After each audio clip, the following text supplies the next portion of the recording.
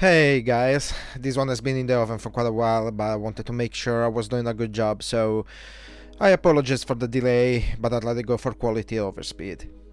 So, Alan Wake, a horror game? Baby, but not that only. Borrowing a bit from Twin Peaks, The X-Files, and a bit of Stephen King works, Alan Wake manages to fuse horror, book-like storytelling, and cinema into one single package, remaining true to all of them at the same time. Being a 13-year-old game, we can say this is the beginning of Lemon's homebrewed formula for games, akin to art house games like Hideo Kojima's Metal Gear Saga, or Hidetaka Miyazaki's Soul games. Either way, enough of describing what we are going to talk about and let's talk about it, shall we? In this here video we just gonna do a little recap of Alan Wake's trip in hell.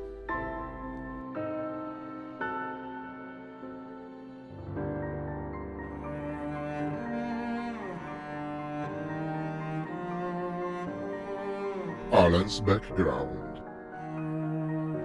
Alan Wake is a writer. He became famous thanks to a series he wrote, The Studies of Alex Casey, a hard-boiled cop from New York who found himself facing the tragic death of his wife and kid. Alan wrote 5 books about Alex, and in its last study, the hero dies. This last book is all about the death of the main character, the hard-boiled New York detective, Alex Casey. Now, there's been a lot of outrage about this. Why the hell did you kill Casey? What the hell were you thinking, man? Good riddance. No, seriously. This made Alan's life a little turbulent. Aside from the mixed feelings coming from the public, Alan also found himself unable to write anything else. A classic writer's block. He just couldn't write anymore. At the same time, but also before, Alan wasn't exactly the friendly dude he sold himself for in TV interviews and stuff. He was kind of a party animal. And this, in combination with the struggle of coming out with a new story, only made his already flaming attitude worse. Getting into arguments, fights culminating in punching a journalist in front of the cameras.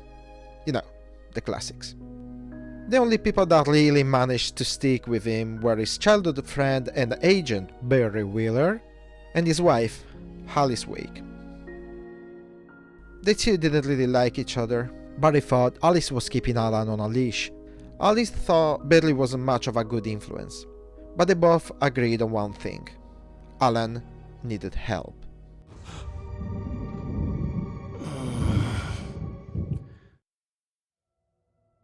Oh, the countryside. What better help than a vacation, right? Here we are, introducing Bright Falls, a small touristic town somewhere in Washington. The place is gorgeous, the town is far removed from the big city and metropolitan life of New York. There's even a kind of a folky parade coming in 2 weeks. The place screams relaxing. Alice had arranged a small vacation to this place to get Alan to relax, but also because she had been in contact with Dr. Hartman, a psychologist or something, that had a clinic in Bright Falls specializing in helping artists. After deferring into town, they immediately went to get the keys for their place at the local cafe.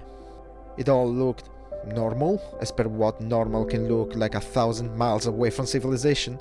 Even the old lady in morning dress that gave Alan the keys looked normal. To Alan at least, I mean, weird because they were expected to find another person, Carl Stacky, to do that. And because when Alan and Alice left, Carl Stacky tries to chase them with keys. But I digress, let's carry on.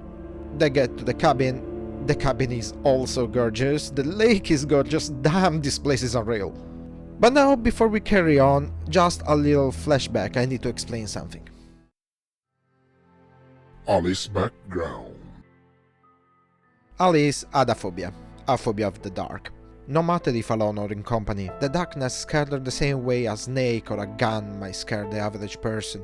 Alan took this in the most serious way, having had the same issue as a kid. Such terrible aversion for the dark that prompted his mother to give him a magic light switch, which she said was a present from his father, and had the power to turn the darkness into light. Alan gave the light switch to Alice. It was just a thing with no real power, but Alice appreciated the thought anyways.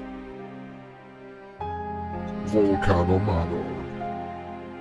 The sun was about to set when Alan and Alice arrived at the Cauldron Lake cabin, a little place on a little island in the dead center of a lake filling an active volcano crater. Alan got the generator going and joined his wife in the cabin, where she had a present for him. No, unfortunately not that, even though Alan as well would agree that would have been better. Alice had brought a typewriter. Remember when I said Alan has kind of a short fuse? Yeah, well, Alan had this bad relationship with his own writer's block as well. He felt as if talking about it would make just the thing worse, and finding that typewriter made him feel pressured. So he basically insulted his wife, while the lights went crazy and stormed off outside, leaving his wife alone. But the outside walk lasted but for a minute, before Alan was forced to run back. Alice had started to scream as if under attack. Alan ran back inside and found the door leading to the balcony on the lake wide open. The railing broken. Looking down at the water, a faint image of a person with long hair was barely visible under the surface. Alan dove without hesitation. Probably just had one too many. It's funny how you dive in a lake and wake up in a crash car with no memory of what happened in between, right? But that's what happened, and that's how Alan found himself chased by men shrouded in darkness, just like in that nightmare he had on the ferry to Bright Falls. From here on, it is a continuous running away from trouble and collecting pages from a manuscript with Alan's name on it, Departure. The first page was given to him by a floating humanoid figure covered in light and wearing a old-fashioned diving suit. Thomas Zane, a poet who talks in riddles and seems to be helping Alan figure out what is happening. I have something important to tell you. It goes like this. For he did not know that beyond the lake he called home lies a deeper, darker ocean green, where waves are both wilder and more serene. To its ports I've been. To its ports I've been. Do you understand? No. Follow my light. Because what is happening is exactly what's written on those pages. So after facing a darkened version of Carl Stucky. just like the manuscript had predicted, Alan manages to call the police. But when the sheriff Sarah Breaker arrived, reality crumbled around Alan. He had been missing for 2 weeks, his wife was also missing and presumed dead, and the cabin on Cauldron Lake hadn't been a thing since the volcano erupted in the 70s, taking the cabin and the whole island down with it. Not a morning person. The following day, after what I assume was an restful night, Wade got checked by the local doctor for the apparent gushing wound on his face and interrogated regarding the disappearance of his wife, and also received a phone call from someone claiming they have his wife, and the ransom, well... What the hell are you talking about? Where's Alice? I want the entire manuscript, or she's gonna suffer bad. You touch her mouth. Yeah, the same manuscript Alan kept finding pages of. In the meantime, our best man Barry, and a minute, he is the friend we all should have, got increasingly worried about the apparent disappearance of his friend, and flew over to investigate.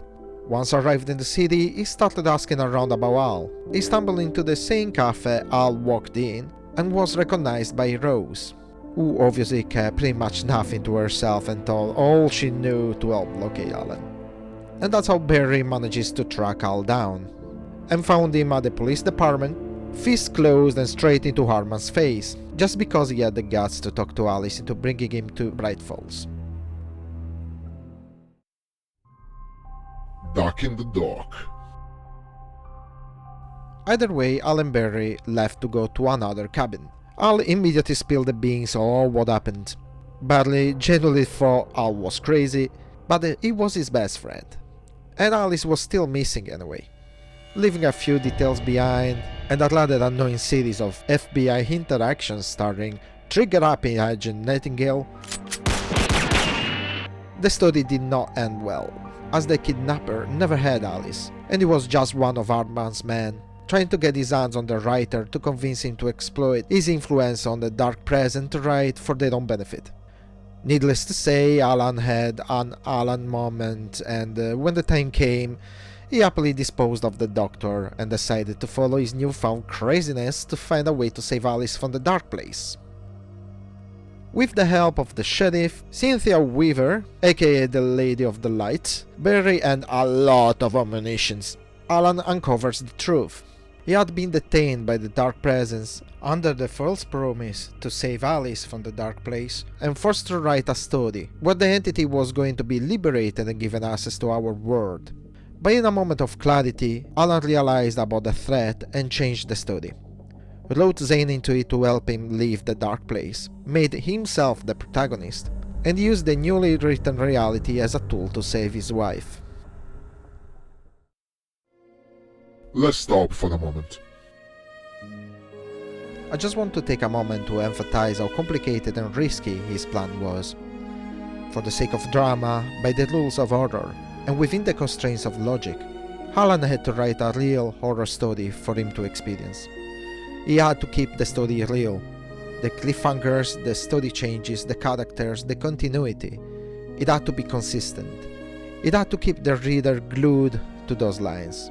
It had to be as perilous as any horror story, because otherwise, if the story had a plot hole, or if it didn't have enough action to be interesting, if the lore had even just a kink, or if Alan did any favor to himself making his life easier, the whole newly written reality could have backfired and given even more power to the Dark Presence instead, dooming Alice's existence forever.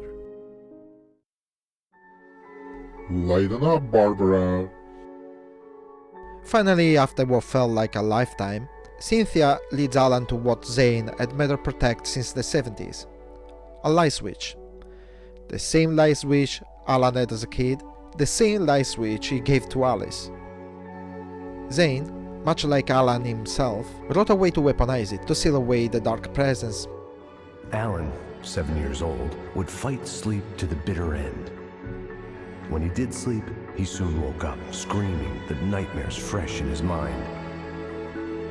One evening, his mother, sitting by his bed, offered him an old light switch. She called it the clicker, and flicking the switch would turn on a magical light that would drive the beast away. To imbue the talisman with all possible power, she added that it had been given to her by Alan's father. Alan never knew him, and anything of his took on mythical proportions in his mind. With the clicker firmly in his hand, Alan finally slept like a baby. Now, almost 30 years later, Alan thought of this as he stood on the rim of Cauldron Lake, the clicker in his hand. He took a deep breath and jumped. My mind. But just like in every horror, something had to give. The rule of sacrifice, when the hero gives his life to stop the threat. Alan would use the light switch to stop the darkness agent, who took Barbara Jagger's image since Zane's time. But he would be trapped in the dark place, while an incarnation of all his negative aspects was created to take his place in the real world, but that was the only way to ensure Alice's freedom. Not so alone in the dark. So Alice swam her way back into our plane of existence. But how? Alan was stuck in the dark place, and it wasn't fun. Trying being prisoner of a dimension filled with forces that give life to your fears, where depression, anxiety, guilt and regret are given form. That's what you face. That's you, even as we speak. Darkness. Darkness coming! Swept him away. Lost. He knew. He knew! He couldn't hold on. He knew there was no way out. Oh! No, I'm right here, What was going Zane. wrong? That's not me. It's Wrong! just, I don't know, an echo, a hallucination. The dark No, presence. the Dark Presence is not responsible for this. You are making this happen. You're trapped in your own nightmares. You are fighting yourself. Like an earworm, once the bad thought starts, it takes a lot of effort to stop it. And in this place, all your fears become real. Alan's personality cracked. A part of him representing his logic mind, his love for Alice, and his will to live. And the other a mix of all what made Alan miserable. His paranoias, fears, sense of loss, sense of powerlessness. And while sinking into his own darkness, only Zane's help, supported by Al's love for Alice and Barry, allowed him to tame himself, to bring some kind of peace, balance to his mind. But this isn't how the whole thing ends. We know of another little story Alan had to go through. Alan Wake's American Nightmare. Barry's Nightmare. Skip 2 years, Alan got acquainted with the new reality and started to understand the rules of the game. Alan is actively fighting his doppelganger, Mr. Scratch, the personification of Alan's ill impulses mixed with the social image the public gave him during his previous life. I think I mentioned this, but it wasn't a great image. Alan was a short-fused, often drunk and touchy character. In an attempt to leave the dark place and catch Mr. Scratch, no pun intended, Alan wrote himself a new scenario, a Night Springs episode, and wrote the whole thing to be somewhere where the dimensional walls are thinner than usual. The way reality is rewritten is bound to logic but also circumstantiality. If Al writes something and then manages to recreate the initial conditions from the text, the whole story will become real. But it's not just about what he writes though. It's more like applying a small force to a system in a state of precarious balance. Write a space probe to slightly change its course, add some details from the real world to anchor fiction to reality, and then, like a ritual, follow what you wrote to see the probe coming down. And that's exactly what Alan does, but not so fast. In the town of Night Springs, Alan finds some people who help him go further in his research for the signal, some kind of communication coming from the stars that hides a formula to escape Mr. Scratch's trap. There's a strange astronomical event happening right now, something I can't begin to classify, but I think it's disabled our satellite. There's a very peculiar signal that we're receiving. Signal. That's what I'm here for. Mr. Scratch distorted Alan's Wake story into a loop where Alan is never capable of finishing the story itself, and he wrote the sun to never come up again, leaving the land to darkness. But the more Alan repeats his steps, the more he goes through the loops, the more both he and the people he finds along the way retain knowledge of the previous loop, and bit by bit, the signal is received until completed. Doctor? You know, I know physicists who would give 15 years of their lives for a chance to experience something like this. I'd imagine that being stalked by horrible axe murderers would curb their enthusiasm a little. Clearly you've never met hardcore physicists.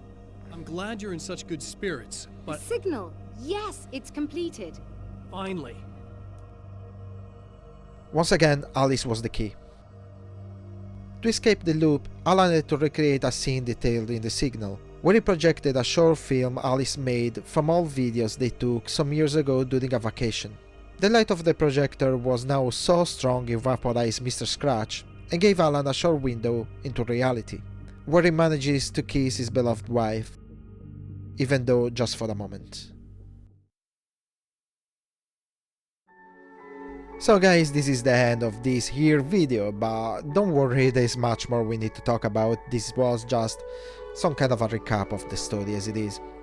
Of course, there are a lot of things to explain, like why do the Anderson brothers call Alan Tom? And it's not just a one-off, they keep doing that. Or how did Zane manages to write a story into a story and basically affect Alan's past well before Alan was, well, Alan. There's a lot to cover, there's gonna be some videos to follow up on that, but for the time being guys, this is all. Thank you very much for watching. Remember to subscribe if you did not, if you like, that is, and I'll see you all in the next one. Ciao everyone, have a nice one. It's not a lake.